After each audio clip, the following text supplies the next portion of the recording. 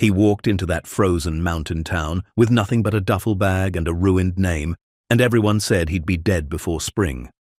But what Marcus found buried in those peaks wasn't just a way to survive the winter. It was a $300 million secret that would bring the most powerful men in the state to their knees.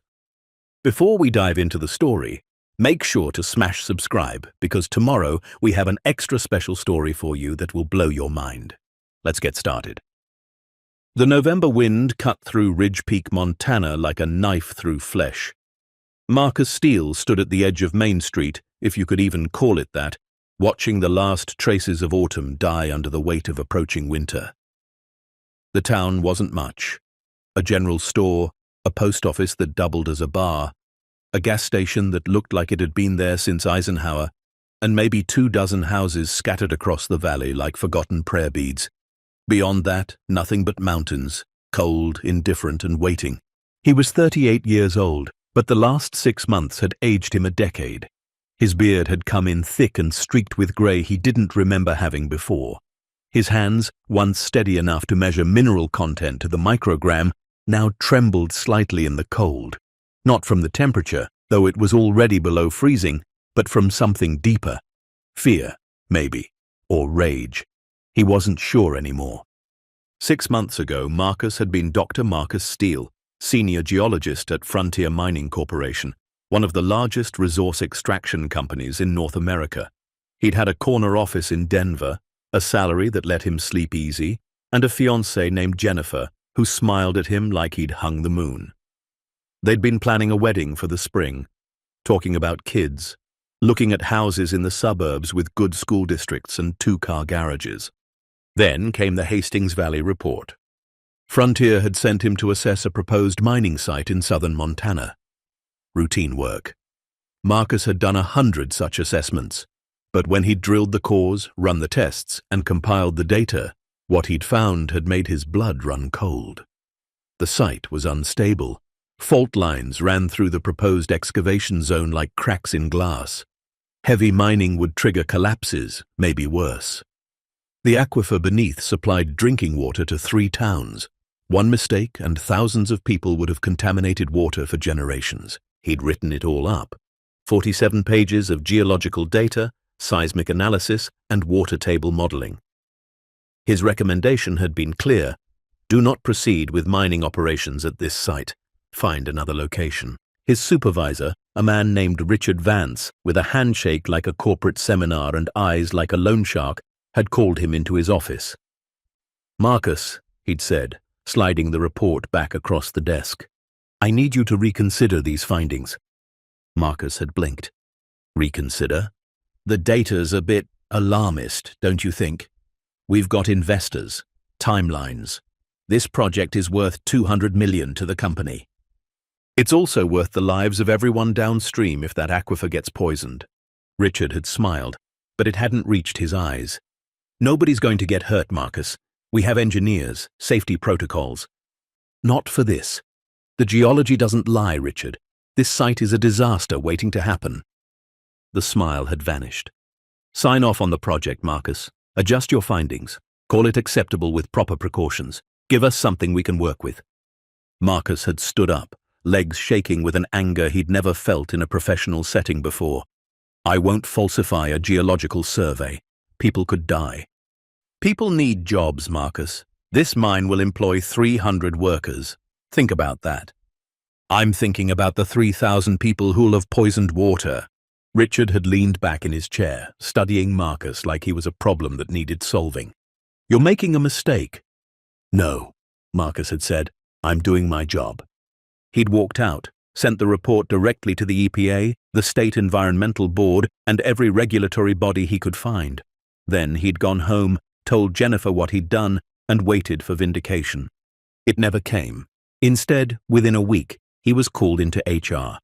There were allegations, they said, concerns about his professional conduct, complaints from colleagues about his work quality, questions about whether he'd fabricated data on previous projects. None of it was true, but there it was, printed on company letterhead, signed by people he'd worked with for years. He was fired for cause. No severance, no references.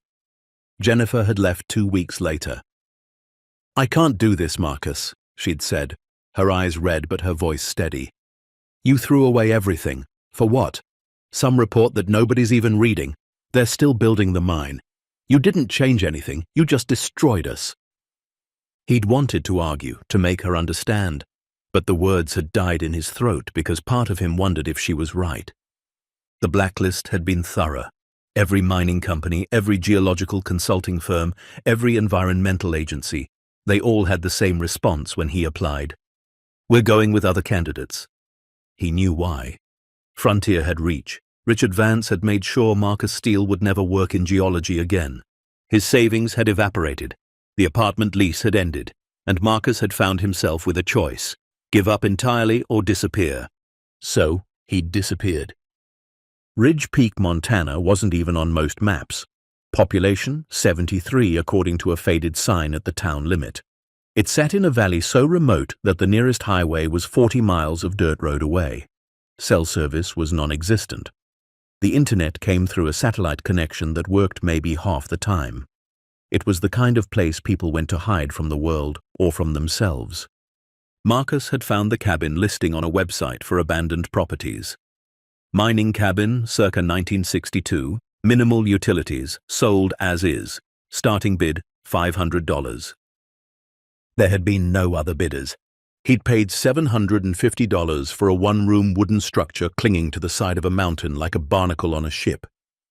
The listing had included 3 photos, all of them blurry, showing a sagging roof and broken windows. The description had mentioned it was rustic and off-grid. What it hadn't mentioned was that the access road washed out every spring. The nearest neighbor was 11 miles away, and winter temperatures regularly dropped to 30 below zero. Marcus had driven out to see it on a grey October afternoon. The cabin sat at the end of a rutted path that his old Jeep had barely managed. It was worse than the photos. The roof didn't just sag, it looked actively suicidal. One wall had a hole big enough to fit his head through. The door hung on one hinge. Inside, the floor was covered in animal droppings, dead leaves, and the desiccated corpse of something that might have been a raccoon, but it had 4 walls and a roof. Barely. "You're seriously buying this?" The realtor, a weathered woman named Ruth who'd driven up from Billings, had looked at him like he was insane. "Yeah," Marcus had said. "You know winter's coming?" "I know." "You know this place hasn't been lived in for 20 years. The guy who owned it before died up here, alone. They didn't find him till spring." Marcus had turned to look at her. "I'll take it." She'd shrugged. "Your funeral?" The town had been less welcoming than the cabin. The first time Marcus had walked into Miller's general store, the conversations had stopped. All of them. 7 people had turned to stare at him like he'd sprouted a second head. "Help you?" The man behind the counter was maybe 60, with a face like cracked leather and eyes that had seen every kind of trouble. "Just need some supplies," Marcus had said, moving into the old mining cabin up on Prospect Ridge. The silence had deepened. "That's Thomas Carver's old place," someone had said from the back. "Crazy old coot died up there." "I know," Marcus had said. "You know what you're getting into, son?" The man behind the counter, whose name tag read Earl Miller, had fixed him with a stare. "Winter up there'll kill you if you're not careful." "I'll be careful," Earl had snorted. Famous last words. Marcus had bought what he could afford: canned goods, flour, rice, beans, coffee, a box of candles, matches, and a bottle of cheap whiskey. The total had come to $93. He'd paid in cash, one of the last bills from his dwindling reserve. As he'd loaded the supplies into his Jeep, a woman had approached. She was maybe 50, with grey hair pulled back in a practical bun, and the kind of face that had smiled a lot once, but had forgotten how. "I'm Sarah," she'd said. "I run the store on Tuesdays and Thursdays when Earl's fishing." "Marcus, I heard you bought Thomas's place. Word travels fast." She'd smiled faintly. "Only thing that does around here." She'd paused, choosing her words carefully. "Thomas was a good man. Crazy maybe, but good. He used to come down once a month for supplies. Talked about finding something up in those mountains. Some kind of miracle, he called it. Nobody believed him." "What happened to him?"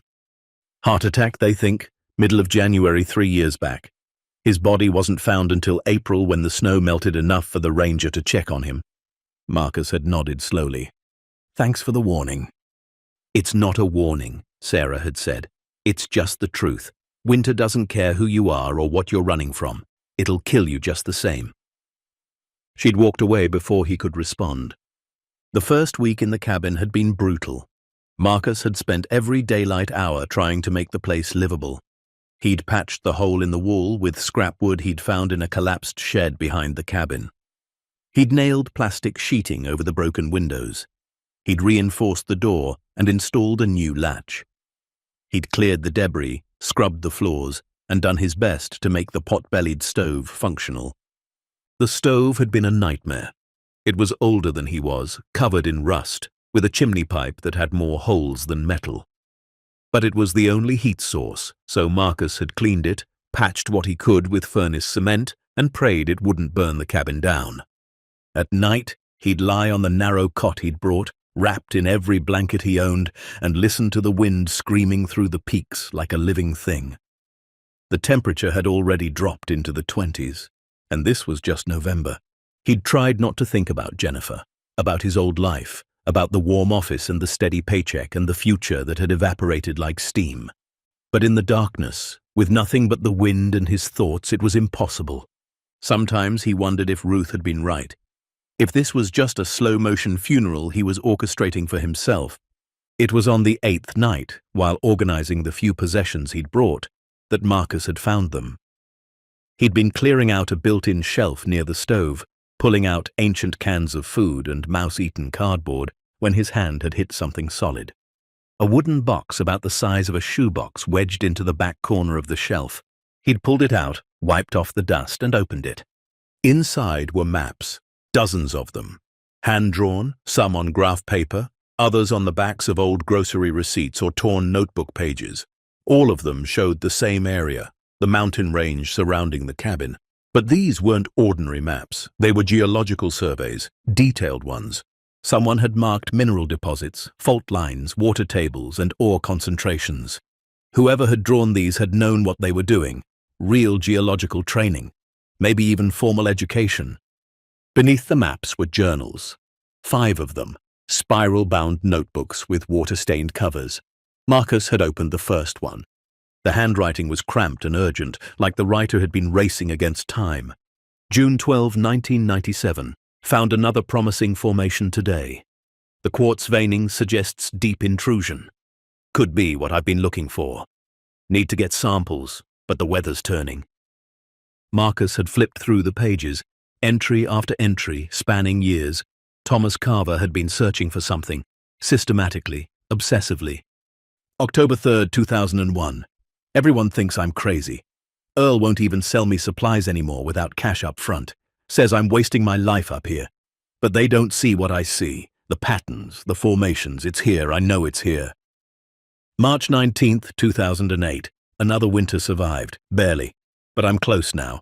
The vein has to intersect somewhere near the north face. The geology demands it. Everything points to it. One more season, and I'll prove them all wrong. The last entry was dated January 4th, 3 years ago, just days before Thomas had died. It's here. I can feel it. 29 years I've searched, and it's finally here. But I'm out of time. My heart, I can feel it failing. If I don't make it, whoever finds this, the answer is in the maps. Look for the convergence, where the 3 seams meet. That's where the miracle is. Don't let them take it. Don't let Frontier take it. Marcus had read that last line 3 times. Frontier. His hands had started shaking, not from the cold. He'd spread the maps out on the floor, studying them by candlelight. His geologist's eye had picked up what Thomas had been seeing. The patterns were there. Unusual mineral concentrations, rare earth elements. The kind of deposits that were worth millions if they were large enough. But there was something else, something Thomas had circled on every map, a point on the north face of the mountain, about 3 miles from the cabin. The annotations around it were frantic. Convergence point, all 3 seams. Check here. Must check here. Marcus had sat back, his mind racing. Thomas Carver hadn't been crazy. He'd been a geologist, a trained, competent geologist who'd spent 30 years searching for something in these mountains, something he'd believed Frontier Mining Corporation wanted, the same company that had destroyed Marcus's career, the same company that had blacklisted him for refusing to falsify a report.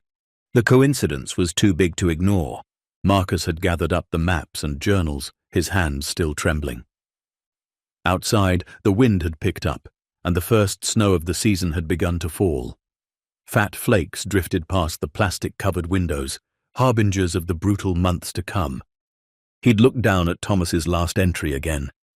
"Don't let them take it." Something had shifted in Marcus's chest.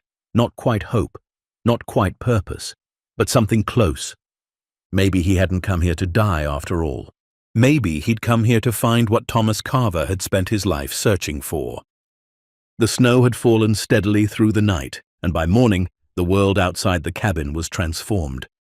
3 inches of white covered everything, muffling sound, erasing the trail down the mountain. Marcus had stood at the door, coffee in hand, staring out at the blank canvas. He'd spent the day studying Thomas's maps and journals, cross-referencing them with his own knowledge of regional geology. The more he'd read, the more convinced he'd become that Thomas had been onto something real. The geological formations in this area were unusual. Pre-Cambrian basement rock pushed up through younger sedimentary layers, creating conditions where rare minerals could concentrate. Hydrothermal activity from ancient volcanic systems, metamorphic processes that could create deposits of elements most people had never heard of, neodymium, dysprosium, europium, rare earth elements. The building blocks of modern technology, electric car batteries, wind turbines, smartphones, defense systems. China controlled 90% of the world's supply, and the United States was desperate to find domestic sources. A major rare earth deposit could be worth hundreds of millions, maybe billions, and Thomas Carver had thought he'd found one. Marcus had made a decision. When the weather cleared, he'd hike out to the convergence point Thomas had marked. He'd take samples, run basic field tests, see if the old man's obsession had any basis in reality. But first, he'd had to survive. The temperature had dropped to 15 degrees that night, then 10, then 5. The pot-bellied stove had barely kept the cabin above freezing, and Marcus had learned to sleep in his coat, hat, and gloves. He'd learned to ration the firewood he'd cut. He'd learned that water froze solid in the bucket overnight and had to be thawed every morning. He'd made one more trip to town before the storms hit in earnest. Sarah had been working the store that day. "Back again," she'd said. "You survived the first snow." "Barely." She'd smiled, and for a moment he'd seen the woman she used to be. "That's all any of us do up here, barely survive." She'd rung up his supplies, more canned goods, batteries, a better axe. "You planning to stay the winter?" "That's the plan." Brave or stupid, haven't decided which. Maybe both. She'd handed him his change. Thomas used to say the same thing. Marcus had hesitated, then decided to risk it. "Sarah, what do you know about frontier mining?" Her expression had changed, hardened. "Why?" "Just curious, heard the name around. They own half this county, the half they haven't poisoned yet." She'd leaned on the counter, her voice dropping. 30 years ago, they had a mine 15 miles north of here. Promised jobs, prosperity, the whole song and dance. Hired 60 men from Ridge Peak and the surrounding area. What happened? Tunnel collapse, 1989. Killed 14 men. They said it was an accident, equipment failure. But my husband was one of the engineers. He told me the truth before he died. They'd ignored safety protocols, cut corners to save money. He'd filed complaints, but they'd buried them. Marcus had felt his chest tighten. "I'm sorry." After the collapse, Frontier settled out of court, paid the family's pennies. Then they pulled out, left the whole area contaminated with tailings. The creek that used to run through here. You can't drink from it anymore. Nothing grows on the banks. She'd looked at him hard. "So when I hear someone asking about Frontier, I wonder why." "I used to work for them," Marcus had said quietly, "until I didn't." Understanding had dawned in her eyes. That's what you're running from. That's what I'm running from. She'd nodded slowly. Thomas hated them too. Said they'd stolen something from him. Never said what. But he spent the last years of his life trying to find proof of something. Something that would make them pay. Did he ever find it? If he did, he died before he could tell anyone. Marcus had gathered his supplies, mind churning. As he'd turned to leave, Sarah had called out, "Marcus, whatever Thomas was looking for, whatever you think is up there, be careful. Frontier doesn't forgive, and they don't forget. My husband learned that the hard way." The warning had followed him back up the mountain, through the falling snow, into the cabin that creaked and groaned under the weight of winter. That night, Marcus had sat by the stove, Thomas's journals spread before him, and read one passage over and over. "They know. Frontier knows. I filed the initial survey 20 years ago when I worked for them. Showed anomalies, showed potential. But they buried it. Said the area wasn't worth developing. I think they wanted to wait, let the property values drop, buy it all up cheap, then come back when the time was right. But I've stayed, I've searched, and I've found what they're waiting for. I just need proof. Physical proof they can't deny." Marcus had closed the journal and stared into the stove's flickering flames. Thomas had worked for Frontier, just like Marcus had.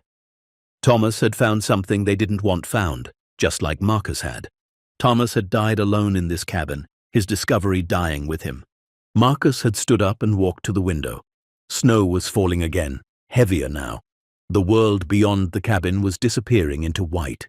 In a few weeks, maybe days, he'd be completely cut off. No way down the mountain, no way out. Just him, the cold, and Thomas Carver's maps. He'd thought about Jennifer, about the life he'd lost, about the career that had been stolen from him. And he'd thought about 14 men who'd died in a tunnel collapse because frontier mining had valued profits over safety. Somewhere in these mountains was something worth finding. Something Thomas Carver had given his life trying to prove. Something Frontier didn't want the world to know about. Marcus had made a decision. He'd survive this winter. He'd find what Thomas had been searching for, and he'd make damn sure Frontier Mining paid for every lie, every cover-up, every life they'd destroyed. The snow continued to fall, and the temperature continued to drop, and Marcus Steele settled in for the longest, darkest winter of his life. But for the first time in 6 months, he had something he'd lost along the way. He had a purpose. By mid-December, the world had become a monochrome nightmare of white and grey. Snow fell almost daily, piling up against the cabin walls, until Marcus had to dig out the door every morning just to see daylight. The temperature hadn't climbed above 0 in 2 weeks. At night, it dropped to 20 below, sometimes 30. The wind howled through the peaks like wolves, and the cabin shuddered under each gust like it might simply give up and blow apart. Marcus had developed a routine born of pure necessity. Wake before dawn. Restart the fire that had died to embers overnight. Melt snow for water. Eat a sparse breakfast of oatmeal or beans. Spend the daylight hours splitting wood, maintaining the cabin, or studying Thomas's maps and journals. Eat a sparse dinner. Sleep in layers of clothing under every blanket he owned. Repeat. The isolation was absolute. Some days he didn't speak a single word out loud. He'd tried talking to himself just to hear a human voice, but it had felt too much like madness, so he'd stopped. The silence pressed in like a physical weight, broken only by the wind and the crack of splitting wood and the pop of burning logs in the stove. He'd lost weight, maybe 15 pounds, though he had no scale to measure. His clothes hung loose, his face had hollowed out, and when he caught his reflection in the cracked mirror he'd propped against the wall, he barely recognized himself. The beard had grown thick and wild. His eyes looked different, harder, or maybe just tired. But he was alive. And every night, by candlelight, he studied Thomas Carver's life's work. The journals were a masterclass in obsession and brilliance intertwined. Thomas had been methodical, documenting every survey, every sample, every hypothesis. He'd taught himself advanced geology from textbooks he'd ordered through the mail. He'd built his own testing equipment from salvaged parts. He'd mapped over 40 square miles of mountain terrain on foot, alone, across 3 decades. And slowly, entry by entry, Marcus began to see what Thomas had seen. The mountain range wasn't random. Deep beneath the surface, three major geological seams converged. Ancient intrusions of igneous rock punching up through sedimentary layers. Where they met, the heat and pressure had created conditions perfect for concentrating rare earth elements. Thomas had tracked these seams across years of painstaking survey work, watching them draw closer and closer together until they intersected at a single point, the convergence point on the north face. Marcus had found Thomas's calculations in the back of the fourth journal. The old man had estimated the deposit at that convergence point could contain anywhere from 50,000 to 200,000 metric tons of rare earth oxides. At current market prices, the low end would be worth $150 million. The high end would be closer to $600 million. But Thomas had written a note in the margin. Conservative estimates. Could be double, could be triple. Need physical samples to confirm. Marcus had sat back, hands trembling, not from the cold but from the implications. Thomas Carver had died sitting on what could be the largest rare earth deposit in North America, a deposit that Frontier Mining Corporation had known about, or at least suspected, for over 20 years. The pieces were falling into place. Frontier had sent Thomas out here decades ago to do preliminary surveys. He'd found anomalies, reported them, and instead of developing the site, Frontier had buried the information. Why? Because rare earth mining was expensive, environmentally messy, and politically complicated. Better to wait. Let the land values crash. Buy up properties for nothing. Then, when the market was right and the technology had improved, swoop in and claim it all. Except Thomas had stayed. He'd bought his cabin, refused to sell, and spent 30 years documenting exactly what was here. He'd become the one obstacle Frontier couldn't remove. Until he'd died. And now Marcus, another geologist Frontier had tried to bury, owned Thomas's cabin and all his research. The irony was almost poetic. Christmas came and went unmarked. Marcus had no calendar, no way to track the days except by notches he carved into a piece of firewood. He thought it was December 25th, but he couldn't be sure. It didn't matter. There was no celebration in survival, just the grim satisfaction of making it through another day. The food was running low.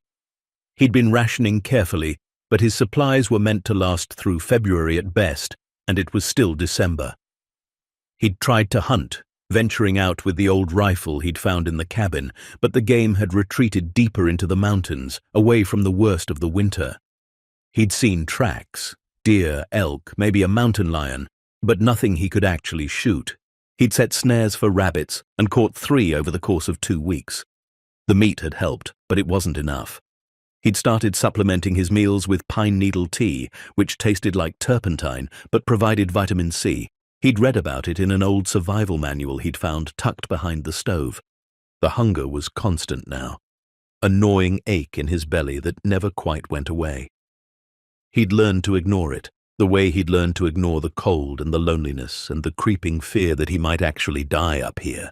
But through it all, he kept studying the maps. By early January, Marcus had memorized every detail of Thomas's surveys. He knew the terrain, the geology, the exact coordinates of the convergence point. He'd plotted a route from the cabin to the site, 3.2 miles as the crow flies, but closer to 5 miles on foot, accounting for elevation changes and obstacles. The trip would be dangerous. The north face was steep, avalanche-prone, and completely exposed to the elements. In good weather, it would be a challenging day hike. In the middle of winter, it could easily be suicide. But Marcus couldn't wait for spring. The food wouldn't last, his body was weakening. And beyond that, there was something else driving him. A need, not just to survive, but to prove something. To himself, to Jennifer, to Frontier, to everyone who'd written him off as a foolish idealist who'd thrown his life away. He'd been right about Hastings Valley. The geology had been unstable. And 6 weeks ago, he'd seen a news article on Sarah's computer during a supply run. Frontier had begun preliminary work at the Hastings site. There'd already been a minor collapse, 3 workers injured. The company had blamed equipment failure, just like they always did. Marcus had been right. and it hadn't mattered. But if he could prove what Thomas had found, if he could document a deposit worth hundreds of millions that Frontier had hidden for decades, that would matter. That would be vindication on a scale that couldn't be ignored. He just had to survive long enough to find it. The first attempt came on January 7th, by his count.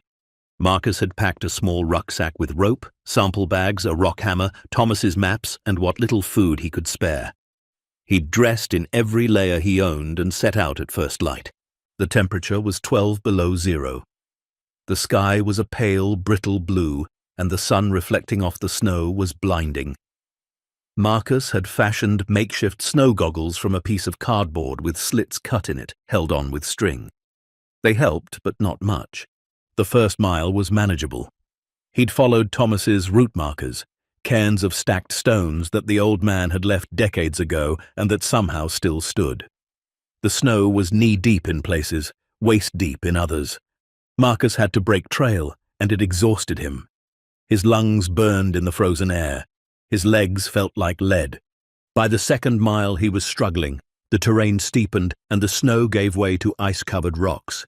He'd slipped twice, nearly falling, catching himself at the last second. His hands were numb despite the gloves. His face felt like frozen meat. He'd pushed on. The convergence point was marked on the map as being just beyond a distinctive rock formation Thomas had called the Widow's Tooth, a spire of granite jutting up from the north face like a broken fang. Marcus had spotted it in the distance, maybe another mile away when the weather changed. It happened fast. One moment the sky was clear, the next it was grey, then white. The wind picked up and snow began to fall. Not the gentle flakes of early winter, but hard, driving pellets that stung exposed skin like buckshot. Whiteout conditions in under 10 minutes. Marcus had tried to push forward, but he couldn't see more than a few feet in any direction. The wind was screaming now, and the temperature was dropping fast. He'd lost sight of the Widow's Tooth, lost sight of everything. He'd stood there, surrounded by howling white, and felt the first real stab of panic. If he kept going, he'd get lost. If he got lost, he'd die. The cold would take him in hours, maybe less. He'd turned back, using his own trail as a guide, following his boot prints through the snow. It had taken 3 hours to make it back to the cabin, and by the time he'd stumbled through the door, he couldn't feel his feet or his hands. He'd spent the rest of the day and all night thawing out by the stove, watching his fingers slowly turn from white to red to purple, and praying he hadn't given himself frostbite. He'd been lucky, no permanent damage, but the message was clear. The mountain wasn't ready to give up its secrets yet. Marcus had tried again 2 weeks later. Different approach, same result. A storm had rolled in, and he'd been forced to turn back. Then again in early February. This time he'd made it further, almost to the Widow's Tooth, before exhaustion and cold had driven him back. Each failed attempt had taken something from him: energy, hope, conviction. He was running out of food, down to the last few cans, the last few pounds of rice. He'd caught one more rabbit, but that was it. The hunger was no longer just an ache. It was a constant, clawing desperation. He'd started having dreams about food. Vivid, torturous dreams of steaks and bread and hot coffee. He'd wake up with his mouth watering and his stomach cramping and nothing to eat but a handful of cold rice. His body was consuming itself. He could see his ribs now when he stripped down to wash with melted snow. His arms were stick-thin. His face was gaunt. He looked like a skeleton wrapped in skin. But he couldn't give up. Not now. What happens next will turn this frozen wasteland into the site of the discovery of a lifetime, reveal a truth that powerful men had buried for decades, and remind us why sometimes the most desperate battles forge the strongest resolve. Stay tuned to see what happens next.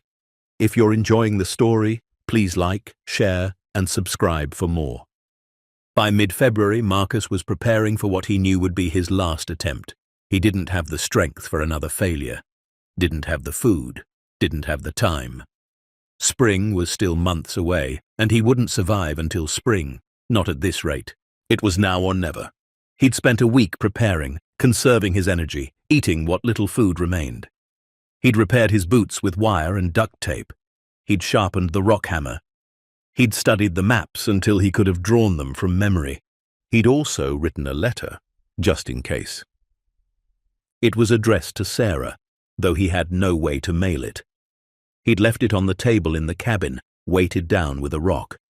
In it, he'd explained everything: Thomas's research, the convergence point, what he believed was up there. He'd included copies of the maps and key pages from the journals. If he didn't come back, maybe someone would find it. Maybe it would mean something. Or maybe it would just be one more piece of forgotten history, buried under snow and time. The morning of February 19th, by his count, Marcus set out for the fourth and final time. The weather was as good as it was going to get. Clear sky, temperature at 5 above zero, almost balmy by recent standards. No wind. The conditions wouldn't last, they never did, but it was a window, and Marcus was taking it. He'd left everything behind except the essentials: maps, hammer, sample bags, rope, a small first aid kit, 1 can of beans and a canteen of water, no extra clothes, no sleeping bag. He was betting everything on making it there and back in one day. The first 2 miles went faster than before. He'd learned the route, learned where the snow was stable and where it would give way. His body was weak, but desperation gave him strength he didn't know he had. He moved like a man possessed because in a way he was. He reached the Widow's Tooth by midday. The granite spire rose above him, dark stone against white snow, exactly as Thomas had described it. Marcus stopped, breathing hard, and pulled out the map. According to Thomas's calculations, the convergence point was approximately 300 yards northeast of the Widow's Tooth, at an elevation of 8,200 feet. Marcus checked his compass and his altimeter, both salvaged from the cabin. He was at 7,900 feet, close. He pressed on, climbing over broken rocks and through snow that sometimes reached his chest. Every step was agony. His lungs felt like they were on fire. His legs shook, but he kept moving. And then he saw it, an outcropping of exposed rock, dark against the snow. The face of the mountain cut away here, creating a natural cliff face maybe 20 feet high. And in that cliff face, Marcus could see the veining. It was subtle. Most people would have missed it. But Marcus had spent 15 years studying geological formations, and he knew what he was looking at. 3 distinct seams of rock converging, dark igneous intrusion punching through lighter sedimentary layers. The seams met in a Y shape, and at the convergence point, the rock had a different texture, different color, reddish-brown instead of gray. That color meant iron oxide. And where there was iron oxide in this type of formation, there could be rare earth elements. Marcus approached the cliff face on trembling legs. He pulled out the rock hammer and carefully chipped away at the surface. The outer layer was weathered, oxidized. He had to dig deeper. He struck again, harder, and a chunk of rock broke free. He caught it, turned it over in his hands, and felt his heart stop. The fresh surface glittered. Tiny crystals caught the light, shimmering with an almost metallic sheen. The color was distinctive, a reddish-brown shot through with veins of darker material. Exactly what rare earth oxide deposits looked like in their natural state. Marcus's hands were shaking so badly he almost dropped the sample. He set it carefully in his pack and took more. 5 samples from different points along the convergence. Each one showed the same crystalline structure, the same coloration. He didn't have the equipment to confirm it definitively. That would require laboratory analysis. But his gut, his training, 15 years of experience, all told him the same thing. Thomas Carver had been right. This was it, the deposit, the miracle the old man had spent 30 years searching for. And it was massive. Marcus could see the seams extending deep into the mountain. If the deposit followed the convergence zone, it could stretch for hundreds of yards, maybe more. The volume could be staggering, and if the concentration was as high as the surface samples suggested, the value could be beyond anything Thomas had estimated. Not 150 million, not 300 million, maybe more. Marcus sat down hard in the snow, samples clutched in his hands, and laughed. It was a broken, half-hysterical sound that echoed off the cliff face and disappeared into the vast white emptiness. He'd found it, Against all odds, half-starved and nearly frozen, he'd found what Thomas Carver had died searching for. The vindication was overwhelming, intoxicating. For the first time in 8 months, Marcus felt like he could breathe. But the feeling didn't last long, because as he sat there, staring at the samples, the full weight of what he'd discovered began to settle on his shoulders. This wasn't just a geological curiosity. This was a resource worth hundreds of millions of dollars, maybe more. And Frontier Mining Corporation had known about it, or suspected it, for over 20 years. They'd buried Thomas's initial surveys. They'd waited for land values to drop. They'd planned to swoop in and claim it all when the time was right. And now Marcus, a geologist they'd blacklisted and destroyed, was sitting on proof of their decades-long deception. He looked at the samples again, then at the cliff face, then at the vast emptiness of the mountains around him. If he took this evidence down, if he made it public, Frontier would come for him. They'd deny it, discredit him. They'd say he fabricated the samples, falsified the data. They'd use every resource at their disposal to bury him again, and this time they'd make sure he stayed buried. But if he didn't take it down, if he died up here or stayed silent, then Thomas's life's work would die with him. The deposit would eventually be found, probably by Frontier. They'd mine it, profit from it, and the truth would never come out. Marcus thought about the 14 men who died in the tunnel collapse, about the contaminated creek that ran through Ridge Peak, about Sarah's husband who'd tried to blow the whistle and paid for it, about every lie Frontier had ever told and every life they'd ever destroyed. He carefully packed the samples into his rucksack, making sure they were secure. Then he stood up, legs shaking, and looked back toward the Widow's Tooth, toward the cabin beyond, toward the long journey back. The sun was already past its peak. He had maybe 4 hours of good light left. The trip back would be all downhill, faster, but his body was at its limit. He'd burned through his last reserves of energy getting here, but he was going back, with the proof. And then he was going to make sure the world knew exactly what Frontier Mining had done. Marcus started walking. Each step was measured, deliberate. He couldn't afford to fall, couldn't afford to get injured. The samples in his pack might as well have been made of pure gold for what they represented, not just money, justice. The first mile passed in a blur of exhaustion and determination. Marcus's mind was racing, planning. He'd need to get the samples tested, find a lab, probably in Billings or Bozeman, get official documentation. Then he'd need to contact authorities, EPA, Department of the Interior, maybe even FBI if this qualified as corporate fraud. He'd need help, legal help, someone who could navigate the system and make sure this didn't get buried again. Sarah. He'd start with Sarah. She knew the history, knew what Frontier had done to this region. She'd help him figure out the next steps. The second mile was harder. His legs were giving out. The adrenaline from the discovery was fading, leaving behind only the crushing weight of exhaustion and hunger. His vision was starting to blur at the edges. He stumbled, caught himself, kept moving. By the third mile, he was barely upright. His body was screaming for rest, for food, for warmth, but he pushed on. The cabin wasn't far now. Maybe another hour. He could make it. The sun was setting, painting the snow in shades of orange and pink, beautiful and deadly. The temperature was already dropping. It would be below zero again within the hour. Marcus forced himself to move faster, even as his legs threatened to collapse beneath him. He was halfway through the fourth mile when he heard it. A sound that didn't belong. Mechanical, rhythmic. A helicopter. Marcus stopped, looking up. The sound was getting louder, coming from the south, and then he saw it. A dark shape against the dimming sky, flying low over the mountains, heading straight toward him. His first thought was rescue. Maybe someone from town had gotten worried and sent a search party, but that didn't make sense. No one knew he was out here. No one except... The helicopter passed overhead, close enough that Marcus could feel the downdraft. It wasn't marked with any Ranger Service insignia or emergency medical symbols. It was unmarked, corporate. And as it circled back, clearly looking for a place to land in a small clearing about 100 yards away, Marcus felt ice that had nothing to do with temperature settle in his chest. They knew. Somehow Frontier knew. Marcus didn't wait to find out if he was right. He turned and ran, or tried to. His exhausted body could barely manage a stumbling jog.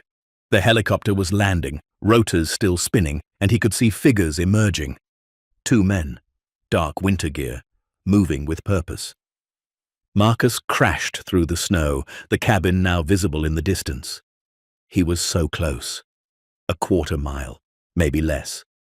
But they were faster, healthier, not starving and frozen and pushed to the brink of collapse. "Hey! Stop!" The voice carried over the snow. Marcus didn't stop.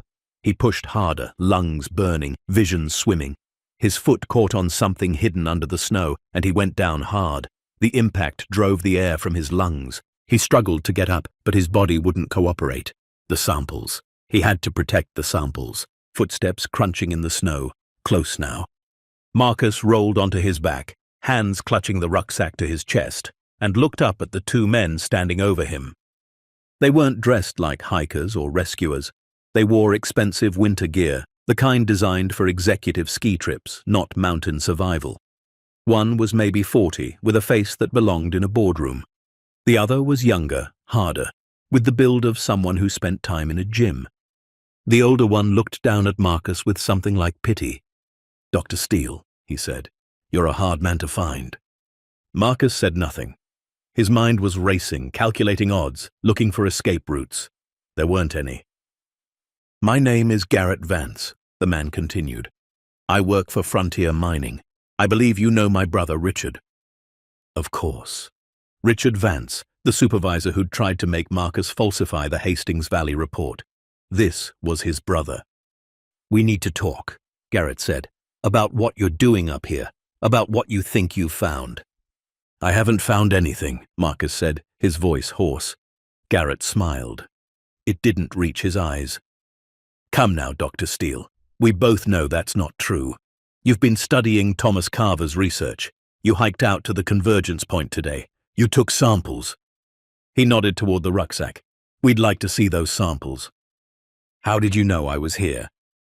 "We've been monitoring the area for years. Satellite surveillance, thermal imaging. When we picked up heat signatures at the convergence point for the first time in 3 years, we got curious." Garrett's smile widened. "Imagine our surprise when we realized it was you. The geologist who threw away his career over some misguided sense of moral superiority. Now squatting in a dead man's cabin, chasing a dead man's dreams." Marcus's grip tightened on the rucksack. "You buried Thomas's surveys. You've known about the deposit for decades."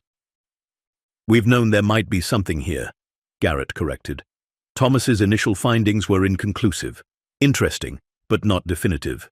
So we waited, did our due diligence, and in the meantime, Thomas conveniently removed himself from the equation by dying up here alone." "And now you want to remove me?" Garrett's expression hardened. "What we want, Dr. Steele, is to avoid complications. You have no claim to this land or what's beneath it. Your cabin sits on a 5-acre parcel. The convergence point is 3 miles away, on federal land. Anything you found today belongs to the people of the United States, which means it will be developed by whichever company wins the mineral rights lease." "Which will be Frontier." "Which will be Frontier," Garrett agreed. "We've been positioning ourselves for years. We have relationships with the right people in the Department of the Interior. When the time comes, we'll submit our bid and we'll win. Clean, legal, proper." Marcus forced himself to sit up, even though his body screamed in protest. "And what about the people you've hurt along the way? The miners who died because you cut corners? The communities you poisoned?" "Unfortunate accidents and exaggerations," Garrett said smoothly. "We operate within the law, Dr. Steele. We always have." "You're lying." "Perhaps. But I'm lying from a position of power, and you're telling the truth from a position of weakness. Which do you think matters more?" Garrett held out his hand. "Give us the samples. Come back to civilization. We'll even offer you a job, a real job, not this." He gestured at Marcus's emaciated frame. "Slow suicide you're committing." Marcus looked at the outstretched hand, then at the younger man standing silent beside Garrett, then at the helicopter, waiting in the clearing beyond. He thought about Thomas Carver, spending 30 years searching for proof, dying alone with the truth clutched in his frozen hands. He thought about Jennifer, who'd left because she couldn't understand why anyone would sacrifice everything for principle. He thought about the letter he'd left in the cabin, hoping someone would find it, and he made his choice. "No," Marcus said. Garrett's expression didn't change, but something cold flickered in his eyes. "No? I'm not giving you the samples, I'm not working for you, and I'm not letting you bury this again." Dr. Steele. "Marcus!" The shout came from the direction of the cabin. All three men turned. Sarah was standing 50 yards away, and she wasn't alone. There were others with her. Marcus recognized Earl from the general store, a few other townspeople he'd seen but never spoken to. Maybe 10 people total, spread out in a loose line. And they were armed, hunting rifles, shotguns, not pointed at anyone, just present. Sarah walked forward, her face set with determination Marcus had never seen before.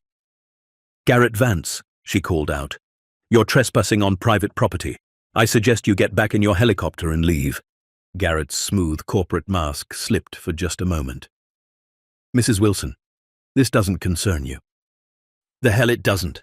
Sarah stopped about 20 feet away. "This land has been bled enough by your company.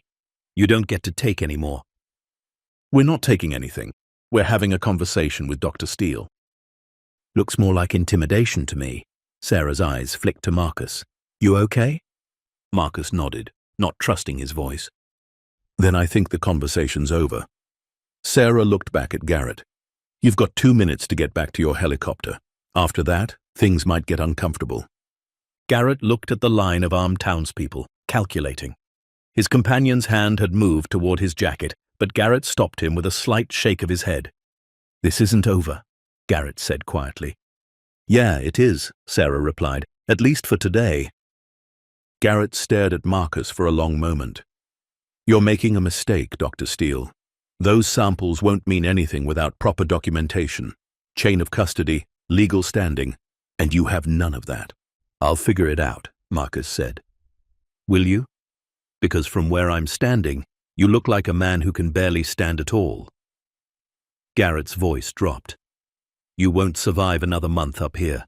And when you're gone, those samples will disappear, and no one will ever know you found anything."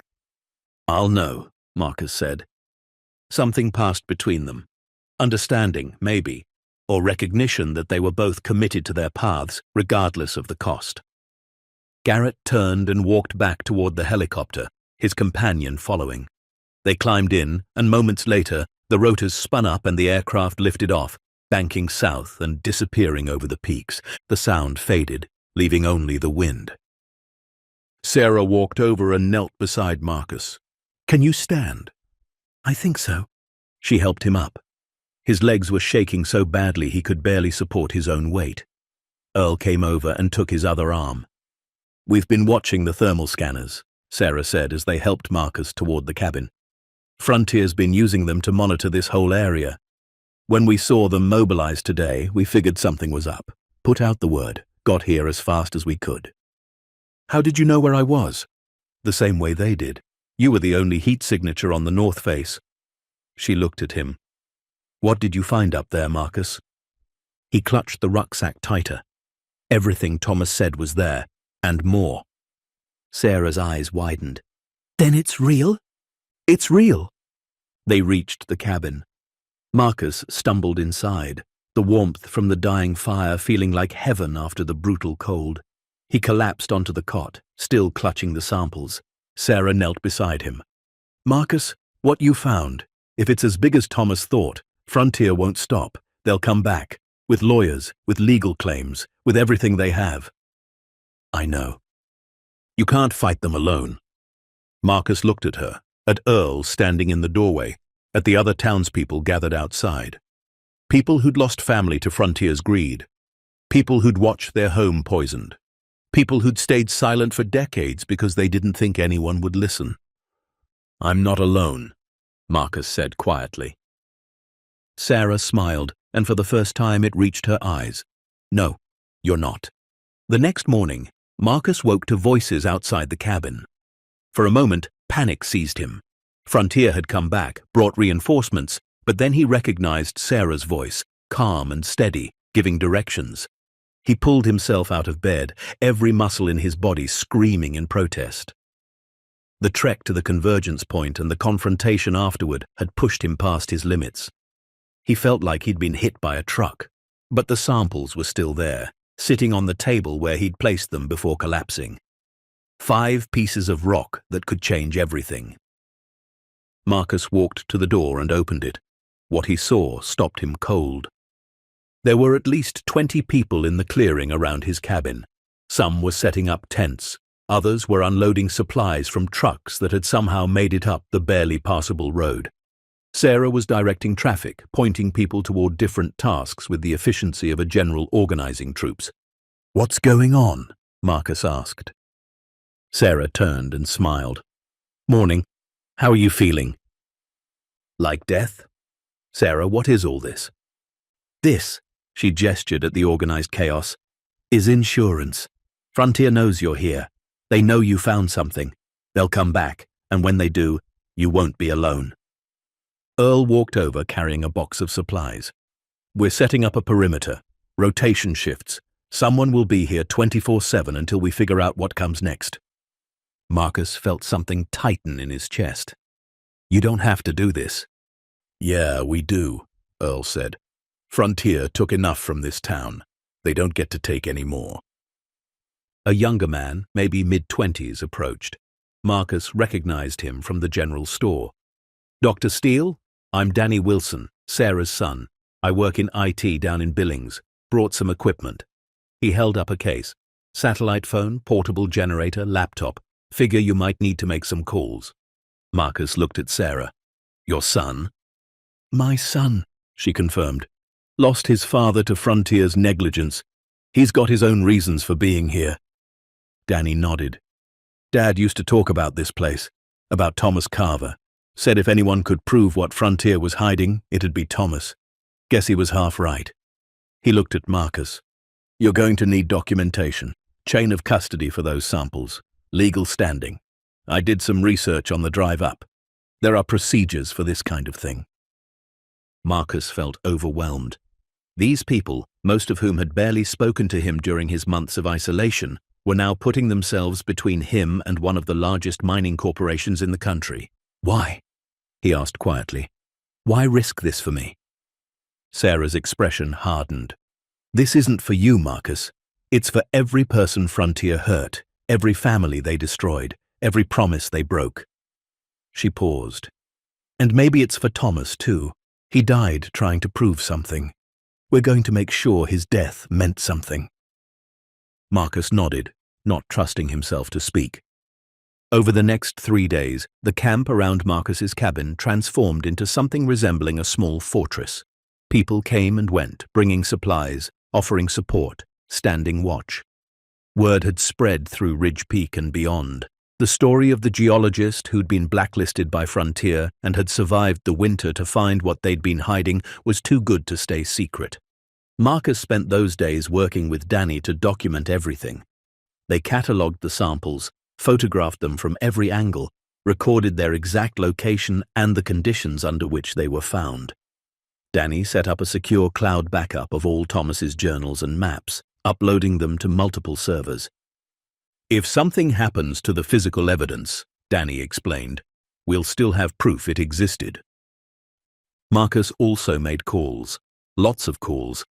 The satellite phone Danny had brought was a lifeline to the outside world. First, he called the United States Geological Survey, explained who he was, what he'd found, and requested an official site inspection. The bureaucrat on the other end had been skeptical until Marcus started citing specific geological data. Then the tone had changed. They'd send someone, they said. Might take a few weeks given the remote location and weather conditions, but they'd send someone. Next, he called the Environmental Protection Agency, told them about Frontier's history in the region, the tunnel collapse, the contaminated creek, the decades of cutting corners and burying complaints. He mentioned Thomas Carver's death and the suspicious timing of Frontier's interest in the area. The EPA agent he spoke with had been more interested. "We've had Frontier on our radar for years," she'd said, "but they're good at covering their tracks. If you have documentation of wrongdoing, we want to see it." Marcus had also called lawyers, several of them. Most had hung up when they heard he was going up against Frontier Mining, but one, a woman named Patricia Martinez, who specialized in environmental law, had listened. "This is a long shot," she'd said bluntly. "Frontier has resources you can't imagine. They'll bury you in paperwork and litigation.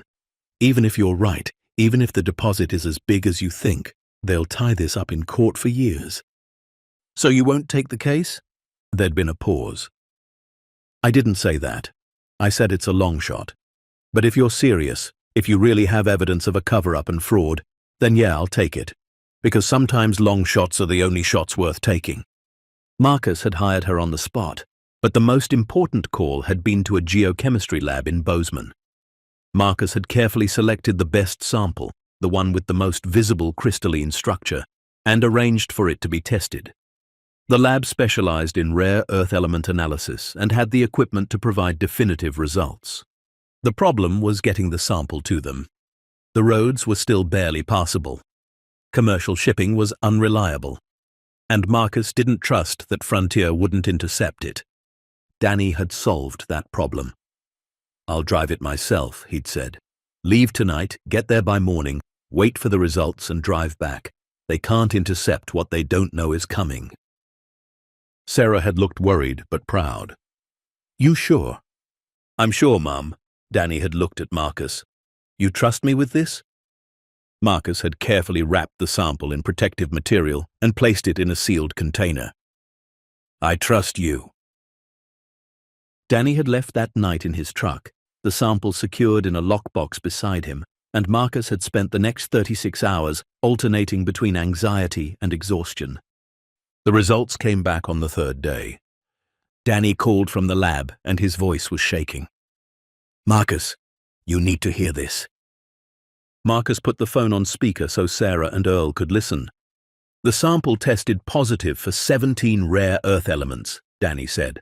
"Neodymium, dysprosium, terbium, europium, the whole suite. But here's the thing.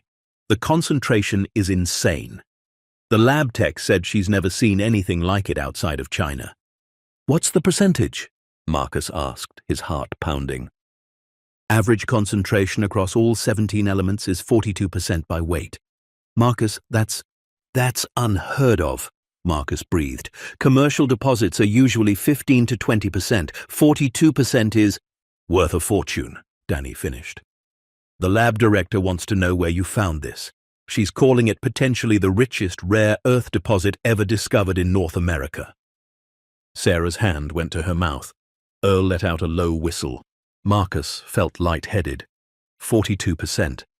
If the deposit extended along the convergence zone like he thought it did, if the volume was even a fraction of what Thomas had estimated, then the value wasn't hundreds of millions, it was billions.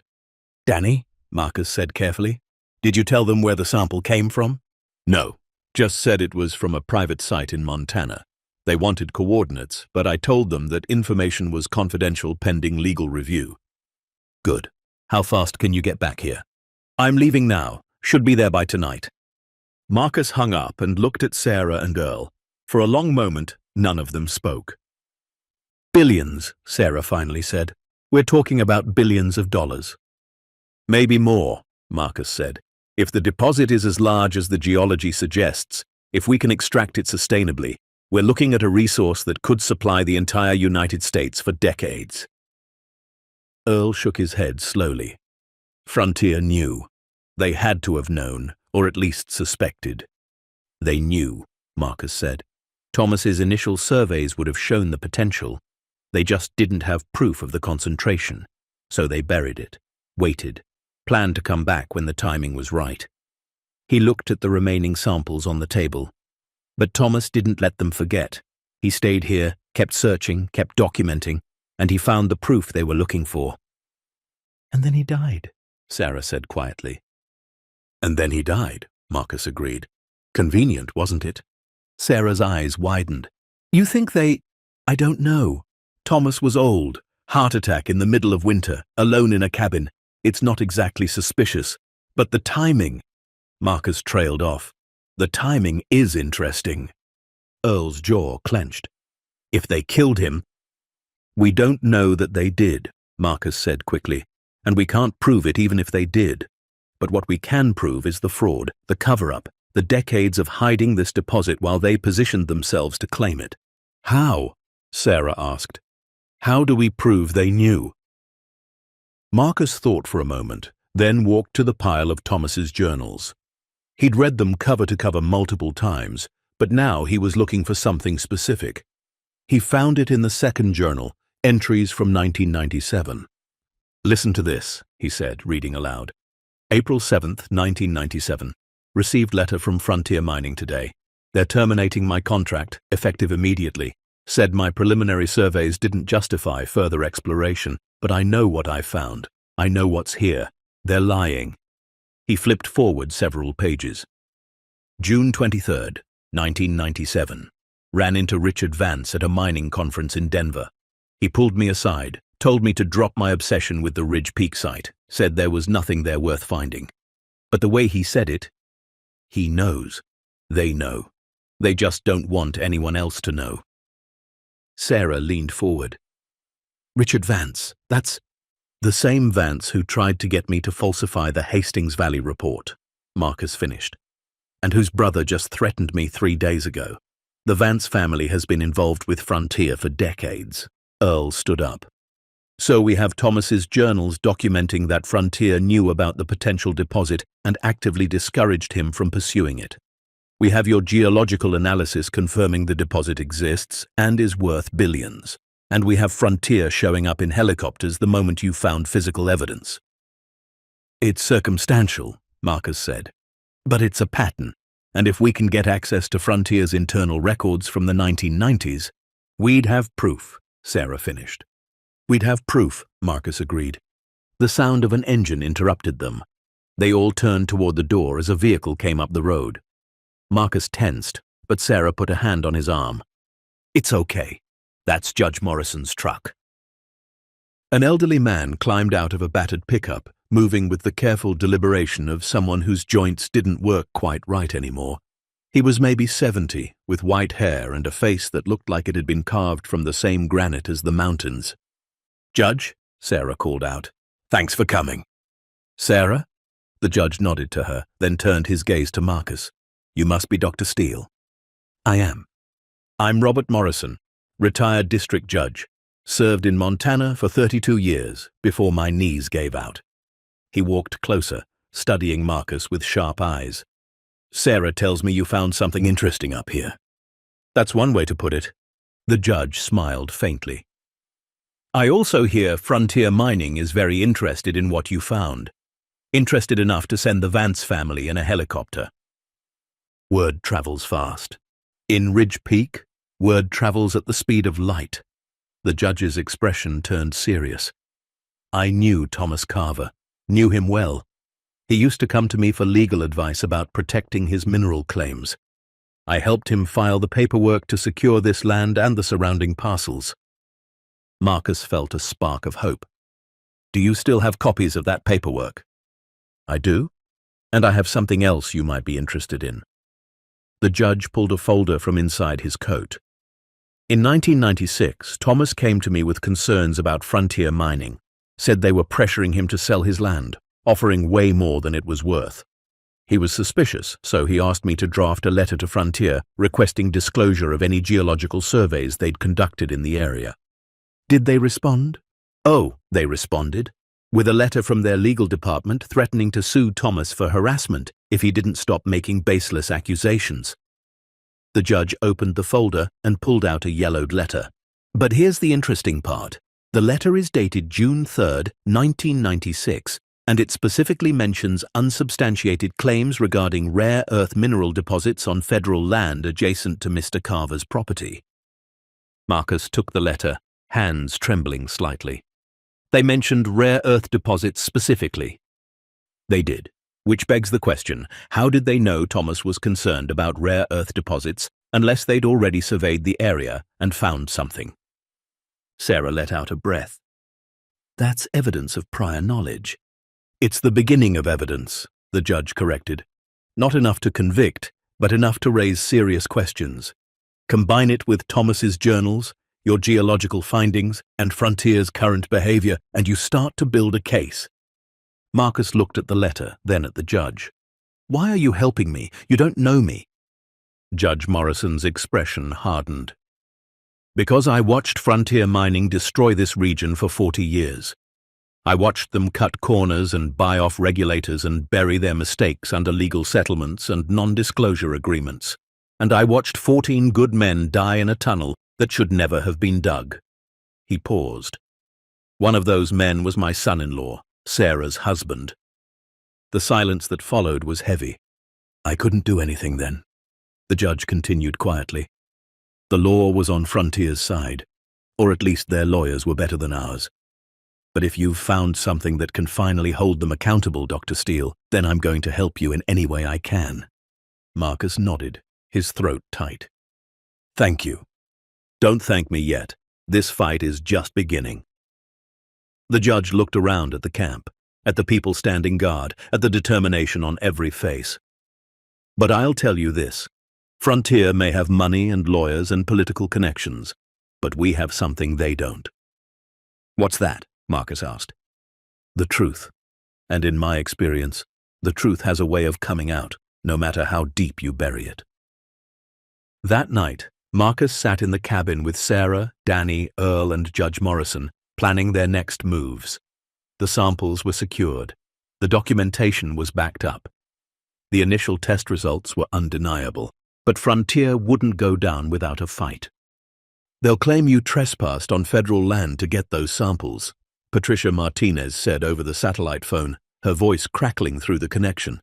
They'll say the samples are inadmissible. They'll argue you have no legal standing to make claims about mineral deposits on public land. What do? Marcus asked. We get ahead of them. First, you file a formal claim with the Bureau of Land Management for mineral rights on the convergence point. It's federal land, so it's open to claim under the mining law of 1872. You found the deposit, you documented it, you have the right to file. And if Frontier files a competing claim? They will. But you filed first. That gives you priority, assuming you can prove discovery, which you can, thanks to the lab results and documentation. Danny leaned forward. What about the fraud, the cover-up? That's trickier, Patricia admitted. We'd need to prove Frontier had prior knowledge of the deposit and deliberately concealed it to manipulate land values and mineral rights claims. The judge's letter helps, but we need more. Internal communications, geological surveys they never filed, anything that shows a pattern of deception. How do we get that? Sarah asked. Discovery. If we can get this into federal court, we can compel Frontier to produce documents. But that takes time, and they'll fight it every step of the way. Marcus thought for a moment. What if we go public, before they can bury this in legal proceedings? What if we tell the story? There was silence on the other end of the line. Then Patricia spoke carefully. That's a risky move. You'd be painting a target on your back. And if you don't have ironclad proof, they could sue you for defamation. But if we do have proof, then you might force their hand, make it too big to bury, get the public and the press involved. It's aggressive, but it could work. Marcus looked around the table at the faces of the people who'd put their trust in him. Sarah, who'd lost her husband to Frontier's negligence. Danny, who'd grown up without a father. Earl, who'd watched his town slowly die. Judge Morrison, who'd spent 30 years fighting for justice and watching it slip away. Let's do it, Marcus said. Let's tell the story. Patricia sighed. All right, but we do this right. Coordinated, simultaneous. We file the mineral rights claim, release the documentation, and contact the press all at once. We hit them from every angle before they know what's happening. When? Marcus asked. Give me 1 week to prepare the filings and line up media contacts. Can you hold out that long? Marcus looked at Sarah. She nodded. We can hold, Marcus said. Then, 1 week from today, we go to war. After the call ended, Marcus walked outside. The night was clear, stars scattered across the sky like diamonds on black velvet. The temperature was well below zero, but he barely felt it. In 7 days, everything would change. Either they'd expose one of the largest corporate frauds in American history, or Frontier would crush them like insects. Marcus thought about Thomas Carver, spending 30 years searching for proof, dying alone with the truth clutched in his frozen hands. He thought about Jennifer, who'd left because she couldn't understand why anyone would sacrifice everything for principle. He thought about the 14 miners who'd died in a tunnel that should never have been dug. And he thought about the samples sitting on the table inside the cabin. 5 pieces of rock that could bring an empire to its knees. "You okay?" Sarah's voice came from behind him. Marcus turned. "I was just thinking. A year ago, I had everything. Career, future, someone who loved me. And I threw it all away because I wouldn't sign a piece of paper. Do you regret it?"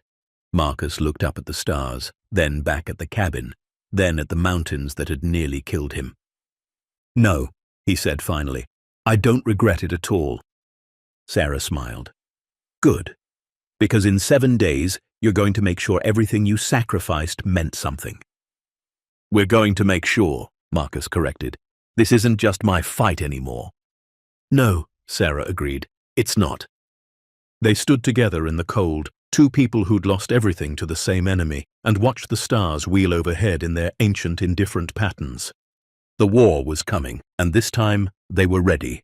The week passed in a blur of preparation and mounting tension. Marcus barely slept, spending his nights reviewing documentation with Patricia Martinez over the satellite phone and his days coordinating with the growing number of people who'd arrived at the camp. What had started as a handful of Ridge Peak locals had swollen to over 50 people. Some were former Frontier employees with stories to tell. Others were environmental activists who'd been tracking the company for years. A few were just people who believed that sometimes you had to stand up regardless of the cost. Danny had set up a makeshift command center in one of the larger tents, complete with laptops, printers, and a satellite internet connection that worked about half the time. He'd created encrypted folders containing every piece of evidence they had.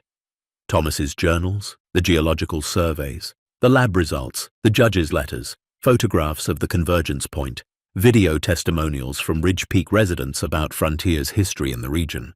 "If they try to delete this, it'll pop up in 20 different places," Danny explained, showing Marcus the backup system he'd created. Cloud storage, physical hard drives, even old-fashioned thumb drives distributed to people across 3 states. This information is bulletproof.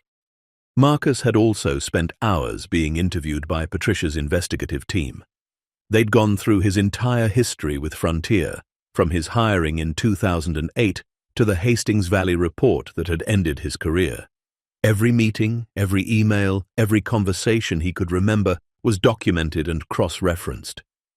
"We're building a pattern," Patricia had explained, "showing that what happened to you wasn't isolated. It's how Frontier operates. They silence dissent, bury inconvenient truths, and prioritize profit over safety and ethics." On the 5th day, a USGS team arrived. 3 geologists, led by a woman named Dr. Rebecca Torres, who'd been studying rare earth deposits for 20 years. Marcus had met her once at a conference in Denver, back when he'd still had a career. She'd been skeptical then about the possibility of significant domestic rare earth sources. She wasn't skeptical anymore. Marcus had led them to the convergence point, the trail now well worn from repeated trips. The weather had cooperated, giving them a clear window to work. Dr. Torres and her team had spent 6 hours at the site, taking samples, running field tests, and documenting everything with the kind of methodical precision that made Marcus's geologist heart sing. When they'd returned to camp, Dr. Torres had pulled Marcus aside. "I need to tell you something off the record," she'd said, her voice low. "What you found up there, Marcus, it's not just significant, it's potentially transformative. If the deposit extends as far as your surveys suggest, if the concentration remains consistent, we're talking about a resource that could reshape the entire rare earth supply chain." "I know." "No, I don't think you do." She'd looked at him intently. Rare earth elements are critical for everything from electric vehicles to wind turbines to defense systems.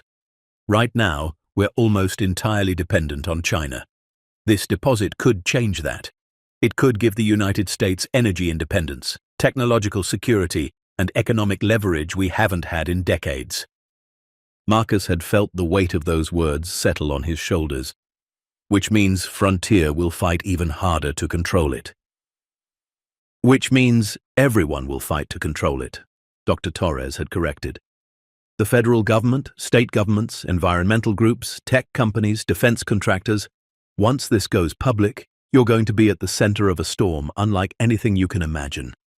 I'm already at the center of a storm. She'd smiled faintly. Trust me, this is just the beginning. Then her expression had turned serious. The USGS will publish our findings in 2 weeks. I can't stop that, and I wouldn't if I could. The American people have a right to know what's on their public lands, but I can give you some advice. I'm listening.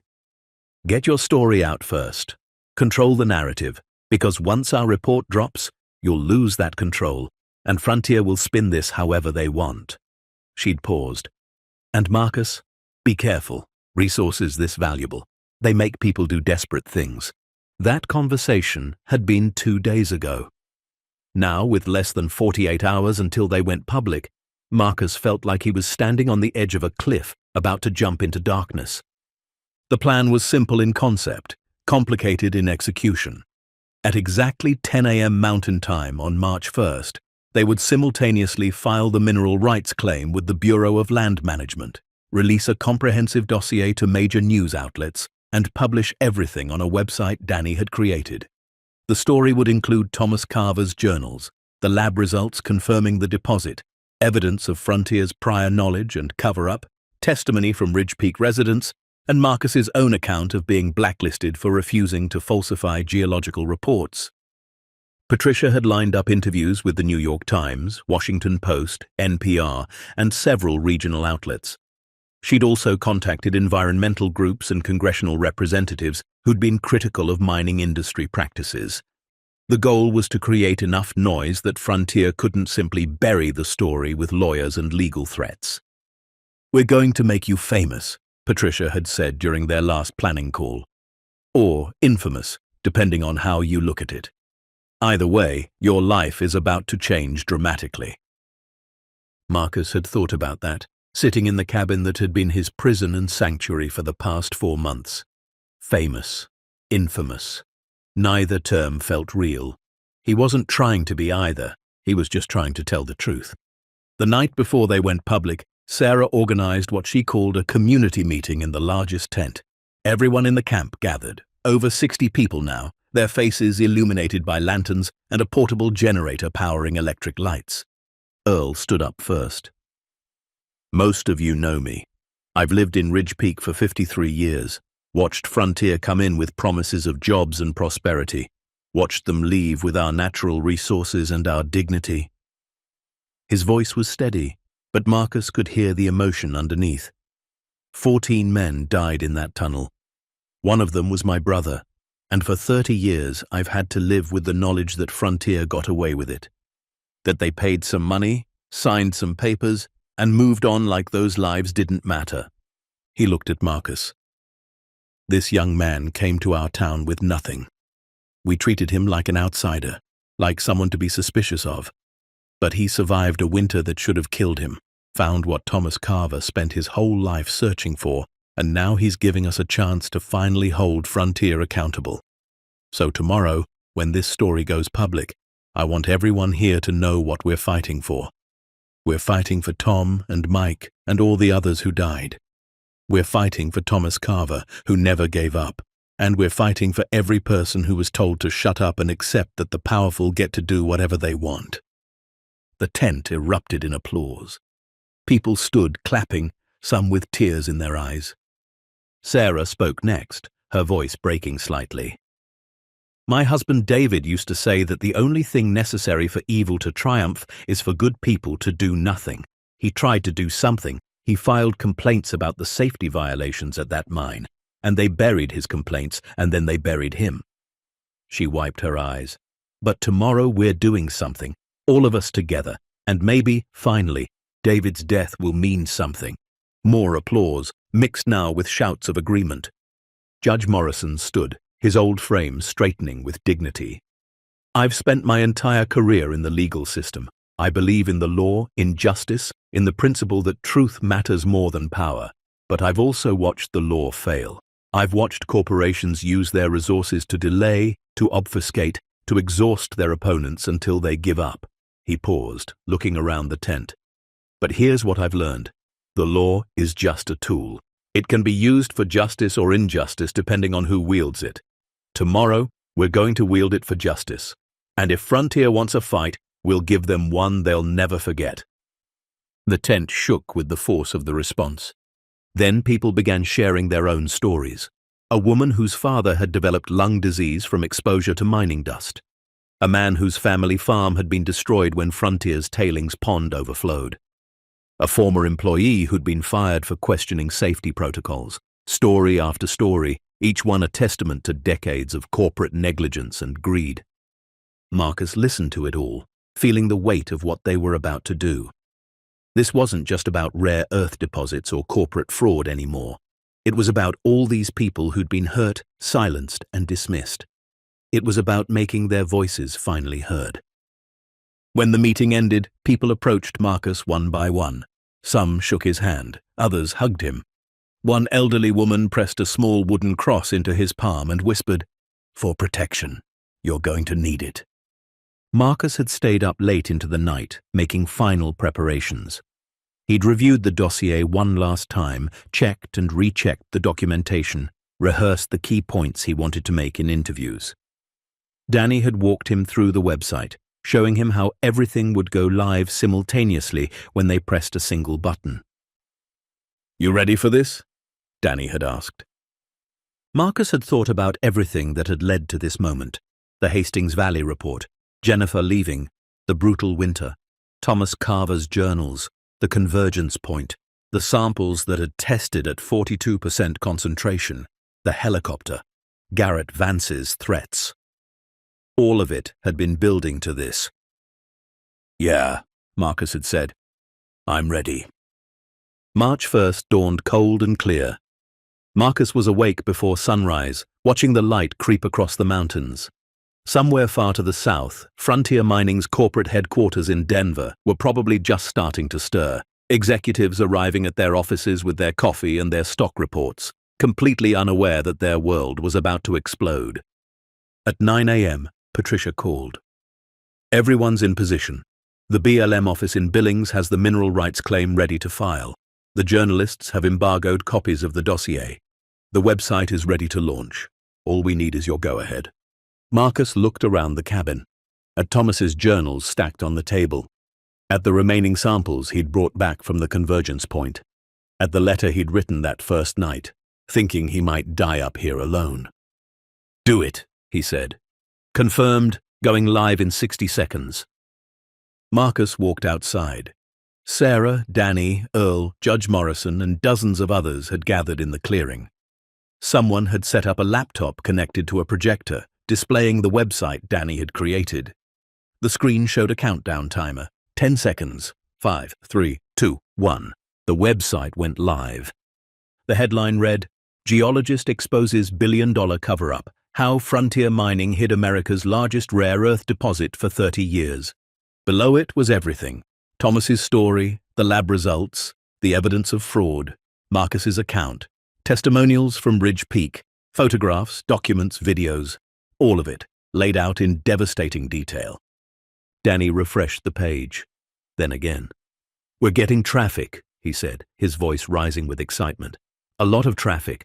The story's been picked up by the Times and the Post, and holy shit, it's already trending on social media." The satellite phone rang. "Patricia. Marcus, I've got reporters calling. NBC, CBS, ABC. They all want interviews. And we're getting calls from congressional offices. Senator Williams's staff wants to set up a meeting."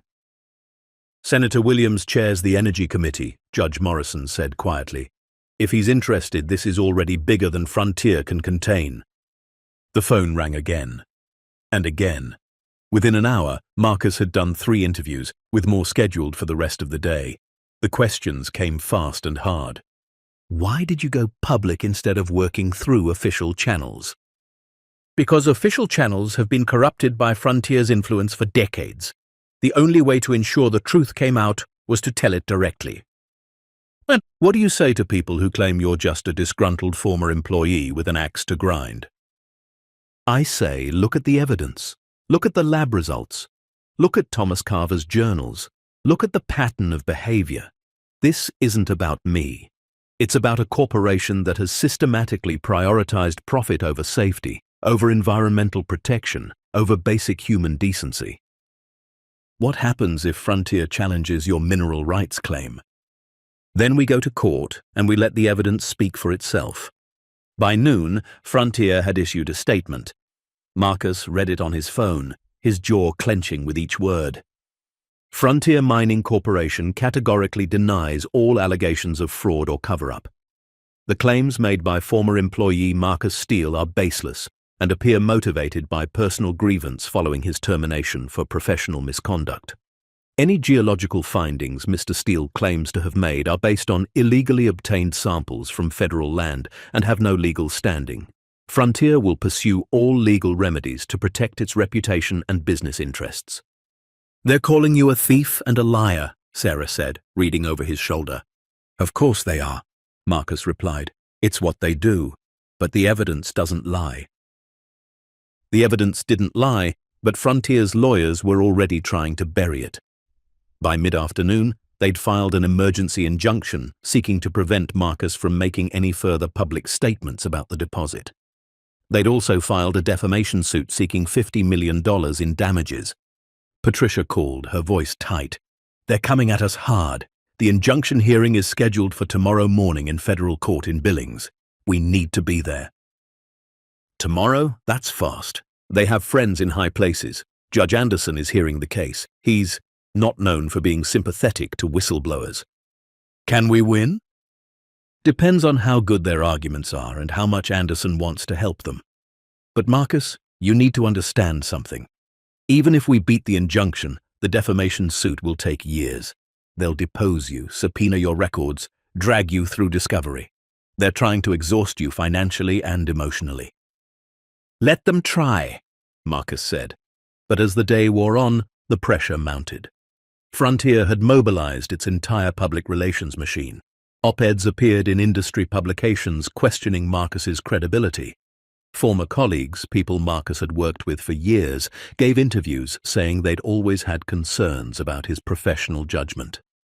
Social media accounts with millions of followers began pushing narratives about environmental extremists trying to shut down American industry. And then Richard Vance appeared on a cable news show. Marcus watched on the laptop as the man who'd tried to force him to falsify the Hastings Valley report sat in a television studio, looking earnest and concerned. Dr. Steele is a troubled individual who couldn't accept that his findings on a previous project were incorrect, Richard said smoothly. When we asked him to review his work and consider alternative interpretations, he became combative and paranoid. We eventually had to let him go for the safety of other employees. Now he's concocted this elaborate conspiracy theory to justify his failures. Marcus felt rage building in his chest, but Sarah put a hand on his arm. Don't, she said quietly. That's what they want. They want you angry and defensive. He's lying. Everything he just said is a lie. We know that. Anyone who looks at the evidence knows that. You just have to trust that the truth will come out. That evening, as Marcus prepared for the injunction hearing the next day, Danny pulled him aside. I've been monitoring Frontier's network traffic. They're moving a lot of data around, deleting files, archiving emails. They're covering their tracks. Can you get any of it? Danny hesitated. Maybe. But it would mean, let's say it would mean crossing some legal lines. Marcus looked at him. I'm not asking you to do anything illegal. I know, but I'm also not going to let them destroy evidence of their crimes. Danny's jaw set with determination. My dad died because of Frontier. If I can find proof of what they've done, I'm going to find it. Danny, I'm doing this, Marcus. with or without your permission. Marcus wanted to argue, but he understood. Danny needed this. They all needed this. Some kind of justice for all the years of silence and pain. Be careful, was all Marcus said. The next morning, Marcus drove to Billings with Patricia, Sarah, and Judge Morrison. The federal courthouse was an imposing building of granite and glass, and the courtroom was packed. Frontier had brought a team of 8 lawyers, all in expensive suits, all looking like they'd stepped out of a corporate recruiting brochure. Marcus had Patricia and the truth. Judge Anderson entered, and Marcus's heart sank. The judge was maybe 60, with the kind of face that suggested he'd spent his career making comfortable decisions that didn't rock any boats. Frontier's lead attorney, a man named Preston Clark, spoke first. His argument was polished and persuasive. Marcus Steele was a disgruntled former employee, making wild accusations based on illegally obtained evidence. He'd trespassed on federal land, stolen geological samples, and was now using them to damage Frontier's reputation and business prospects. The injunction was necessary to prevent further harm while the courts determined the validity of his claims. Preston spoke for 20 minutes, citing case law and legal precedents, painting Marcus as either a vengeful fraud or a deluded conspiracy theorist. Then it was Patricia's turn. She stood, and Marcus noticed she'd deliberately dressed down. Simple suit, minimal jewelry, carrying a worn leather briefcase instead of the designer bag most corporate lawyers favored. She looked like someone who worked for justice, not billable hours. "Your Honor," she began, her voice clear and strong, "this case isn't about a disgruntled employee. It's about corporate fraud on a massive scale. Frontier Mining knew about the rare earth deposit Dr. Steele discovered. They've known for decades, and they've systematically suppressed that information to manipulate land values and mineral rights claims." She walked to the evidence table and held up Thomas Carver's journals. These are the personal records of a geologist who worked for Frontier in the 1990s. He documented everything: the surveys he conducted, the findings he reported, and Frontier's response when he told them what he'd found. They buried his work. They pressured him to abandon his claims. And when he wouldn't give up, they waited for him to die. Preston Clark objected. "Your Honor, there's no evidence that Frontier had anything to do with Mr. Carver's death." "I'm not suggesting they did," Patricia replied calmly. "I'm suggesting they waited. They knew Thomas Carver had found something valuable, and they knew he'd never sell his land. So they waited for nature to take its course, and then they planned to swoop in and claim what he'd spent 30 years documenting." She turned to Judge Anderson. "Dr. Steele didn't trespass. He followed the route Thomas Carver had mapped. He took samples from a site that Carver had discovered and documented, and those samples proved beyond any doubt that there is a rare earth deposit on public land worth billions of dollars, a deposit Frontier has known about and hidden from the American people." Patricia placed a folder on the judge's bench. "This contains the lab results from the University of Montana Geochemistry Department. 42% rare earth concentration, the highest ever recorded in North America. The USGS has confirmed these findings. This isn't speculation or conspiracy theory. This is scientific fact." She paused, letting that sink in. "Frontier isn't trying to protect its reputation, Your Honor. It's trying to protect its scheme. They want to silence Dr. Steele before more people start asking questions about why a company this size, with this many resources, somehow missed a billion-dollar deposit that one man found in 4 months." Preston Clark stood again. "Your Honor, even if we accept that Dr. Steele found something, and I'm not conceding that he did, it doesn't give him the right to defame my client. Frontier Mining has spent over a century building its reputation. We can't allow false accusations." "Are they false?" Patricia interrupted. "Because I have a letter here written by Frontier's legal department in 1996, specifically mentioning rare earth deposits in the Ridge Peak area. A letter sent to Thomas Carver threatening him with legal action if he continued investigating those deposits.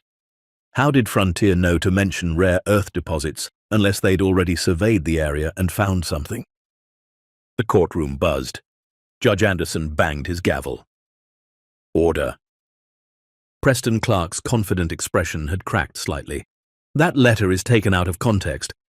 Then provide the context, Patricia said. Show us the surveys Frontier conducted in the 1990s. Show us the reports Thomas Carver filed. Show us the internal communications about the Ridge Peak area. If you have nothing to hide, the context should exonerate you. Preston started to respond, but Judge Anderson held up a hand. I've heard enough for now. He looked at the lawyers, then at Marcus. This is clearly a complex matter that requires more than a preliminary hearing to resolve. However, I'm not inclined to issue an injunction that would prevent someone from discussing matters of significant public interest, particularly when those matters involve natural resources on federal land. Marcus felt hope flare in his chest. That said, the judge continued, looking at Patricia, your client needs to be careful about the specific claims he makes regarding Frontier's conduct. There's a difference between presenting evidence and making accusations of criminal behavior. Do you understand? Yes, Your Honor. Good. Judge Anderson looked at Preston Clark. The injunction is denied. However, the defamation suit will proceed through normal channels. Both parties should prepare for extensive discovery. He banged the gavel. We're adjourned. Outside the courthouse, reporters swarmed. Marcus had been prepared for this, but the reality was overwhelming. Cameras, microphones, shouted questions, all of it pressing in like a physical force. Patricia handled most of it, giving a brief statement about the judge's decision and their confidence in the evidence. But then one reporter pushed through to Marcus directly. Dr. Steele, Frontier is saying you fabricated the samples. How do you respond? Marcus looked directly at the camera. The samples were tested by an independent accredited laboratory. The USGS has confirmed the findings. Anyone who claims this is fabricated is either lying or ignorant of basic geology. I'm betting on lying. What do you want from Frontier? I want them to tell the truth. I want them to release the surveys they conducted in the 1990s. I want them to explain why they threatened Thomas Carver when he asked about rare earth deposits. And I want them to answer for 30 years of hiding a resource that belongs to the American people. Are you doing this for money? Marcus almost laughed. I'm doing this because 14 men died in a tunnel collapse that Frontier caused. I'm doing this because they tried to force me to falsify a safety report. I'm doing this because sometimes someone has to stand up and say enough. He paused. The money from the mineral deposit, if I'm awarded any claim to it, will go to the families of those 14 miners. Every penny. I don't want Frontier's blood money. That soundbite played on every news channel for the next 24 hours. The public response was immediate and overwhelming. Social media exploded with support for Marcus and outrage at Frontier. Environmental groups organized protests outside Frontier's corporate offices. Congressional representatives called for investigations. Even some former Frontier employees began coming forward with their own stories of safety violations and suppressed reports. The pressure was building and Frontier was cracking. 3 days after the injunction hearing, Danny came to Marcus with news. I got into their servers, he said quietly. Found the archived surveys from the 1990s. Marcus, it's all there. Thomas Carver's reports. Internal memos discussing how to handle the rare earth findings. Communications with the Department of the Interior about delaying mineral rights claims in the area. Everything. How did you? Don't ask. The less you know, the better. But I've copied everything to secure servers, and I've already sent it to Patricia.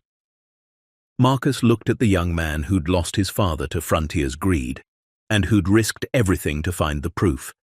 Thank you, Danny. Thank my dad. He'd have done the same thing. Patricia called an hour later. Marcus, this is it. This is everything we need. Internal documents showing Frontier knew about the deposit in 1995. Emails discussing how to suppress the information. Memos about waiting for Thomas Carver to become less of an obstacle. They knew, they lied, and they covered it up for 30 years. What do we do with it? We're filing an amended complaint in the defamation case, turning it into a countersuit for fraud and racketeering. And I'm sending copies to the FBI, SEC, and every congressional oversight committee I can think of. Frontier is done. The next week was chaos. Federal investigators raided Frontier's offices in Denver. The SEC launched a formal investigation into whether the company had violated disclosure requirements. Congress announced hearings. Frontier's stock price crashed, losing 40% of its value in 3 days. And then Garrett Vance called Marcus directly. "Dr. Steele," the smooth voice said, "I think it's time we talked. I have nothing to say to you." "I think you do, because Frontier is prepared to offer you a settlement, a very generous settlement." Marcus almost hung up, but curiosity made him ask, how generous? $20 million, plus a formal apology, plus a commitment to environmental cleanup in the Ridge Peak area, plus jobs for local residents when we develop the rare earth deposit. $20 million, more money than Marcus could spend in a lifetime.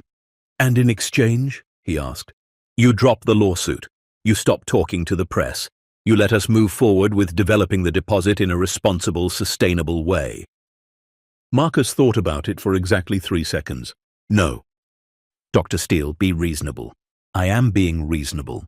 You're offering me money to shut up and let you profit from a resource you tried to steal. That's not reasonable. That's just a different kind of fraud." "We're offering you a fortune." "I don't want your fortune. I want justice. I want the truth to come out. I want every person you've hurt over the last 30 years to know that they weren't forgotten." "You're making a mistake." "No," Marcus said. "I'm doing what I should have done 8 months ago. I'm fighting." He hung up. Sarah, who'd been listening, smiled. "You know Frontier will up the offer." "I know, and I'll turn that down too." "Even if it's 50 million? 100 million? Marcus looked at her.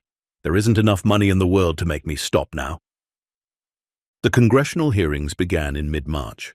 Marcus testified for 6 hours, walking members of the Energy Committee through everything. The Hastings Valley Report, his blacklisting, the winter in the cabin, Thomas Carver's journals, the discovery at the convergence point, Frontier's threats and attempted cover-up. The documents Danny had obtained were entered into the official record. Congressional staffers projected them on huge screens for the television cameras. Internal Frontier emails discussing managing the Carver problem, memos about strategic delays in mineral rights claims, communications with government officials about discouraging independent geological surveys in the Ridge Peak area. It was damning, comprehensive, undeniable. Richard Vance testified next, and Marcus watched as the smooth corporate executive crumbled under questioning. Representatives from both parties hammered him, demanding explanations for the documents, for the cover-up, for the 14 deaths in the tunnel collapse.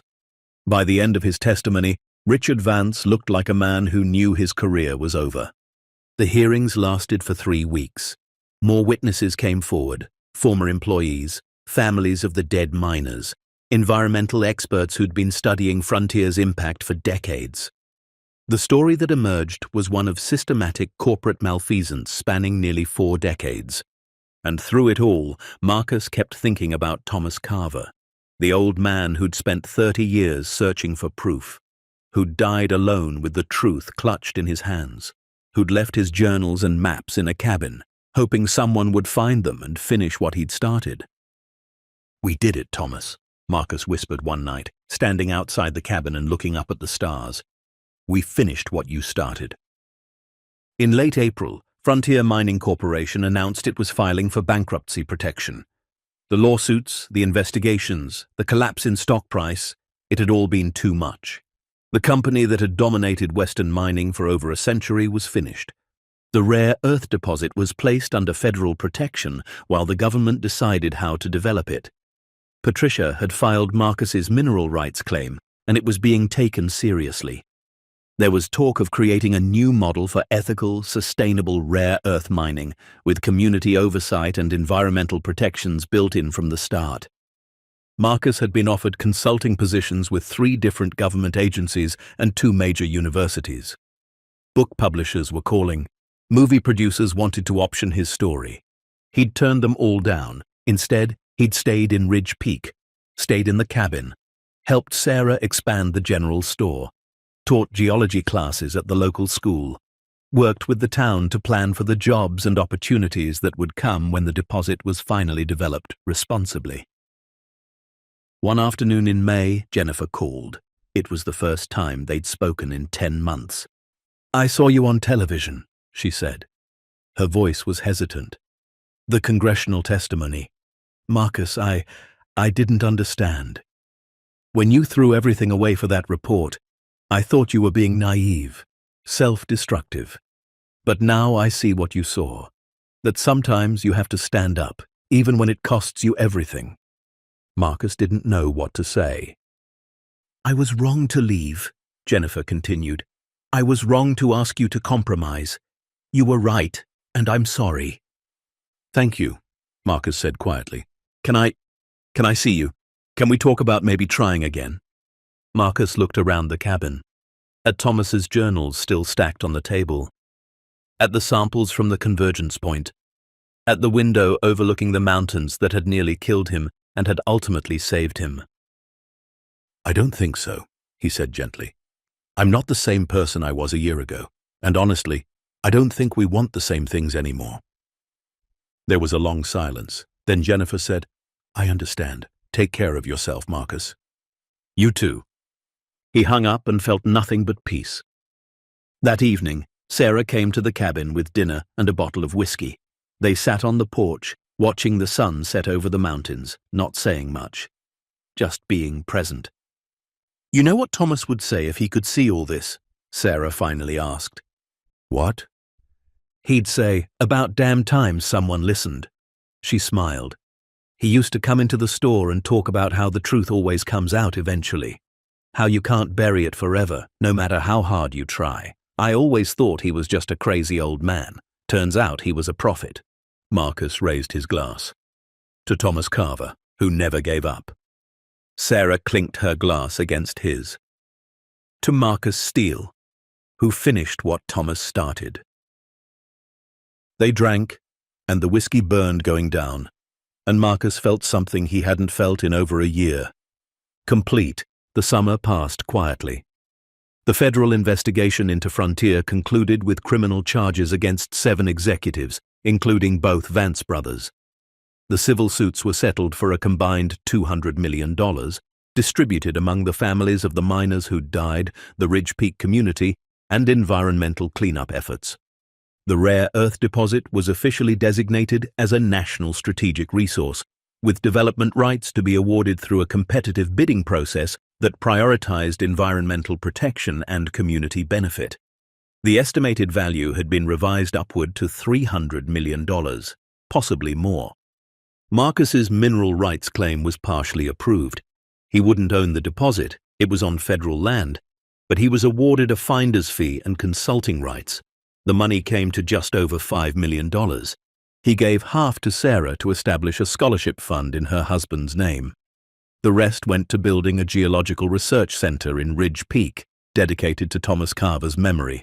And then, in late September, Marcus climbed back up to the convergence point one last time. The weather was perfect. Clear sky, cool air, the aspens turning gold on the mountainsides. He stood at the cliff face where he'd taken those first samples, looking at the exposed seams of rock that had changed everything. A plaque had been installed by the USGS, marking the site officially. Carver Steel Rare Earth Deposit, discovered by Thomas Carver, surveyed 1995 to 2021, and Marcus Steele, confirmed February 2026. This site represents one of the most significant mineral discoveries in North American history, and stands as testament to the persistence of truth and the courage of those who refuse to let it be buried. Marcus read it 3 times, his throat tight. Then he pulled out a small wooden box he'd brought. Inside was the last remaining sample from his original collection, the one he'd kept as a reminder. He buried it at the base of the plaque, covering it with earth and stones. "You were right, Thomas," he said quietly. "It was here. The miracle you spent your life searching for. And now the whole world knows." He stood there for a long time, watching the light change on the mountains, feeling the weight of everything that had happened lift from his shoulders. Then he turned and walked back down toward the cabin, toward Ridge Peak, toward the life he'd built from the ashes of the one he'd lost. Behind him, the mountain kept its secrets and its treasures. But the truth, The truth was finally free. Anyone can survive the winter if they're willing to fight for what's right, even when the cold tries to freeze their conviction and the powerful try to bury their voice. As Marcus Steele reached the cabin one last time before moving into town, he didn't see a prison anymore. He saw the place where a man nobody believed would survive became the man who exposed the truth nobody wanted to hear. The disgraced geologist who arrived with nothing had become the guardian of a $300 million secret that would power a nation's future. Because for Marcus and for every person who'd ever been told to stay quiet, to compromise their principles, to accept that the powerful always win, this story proved something different. It proved that sometimes one person, one winter, and one unshakable commitment to truth can bring an empire to its knees. The end. Up next, 2 more incredible stories of courage and redemption. Click to continue the journey with us, and don't forget to hit subscribe if you believe the truth is worth fighting for, no matter the cost.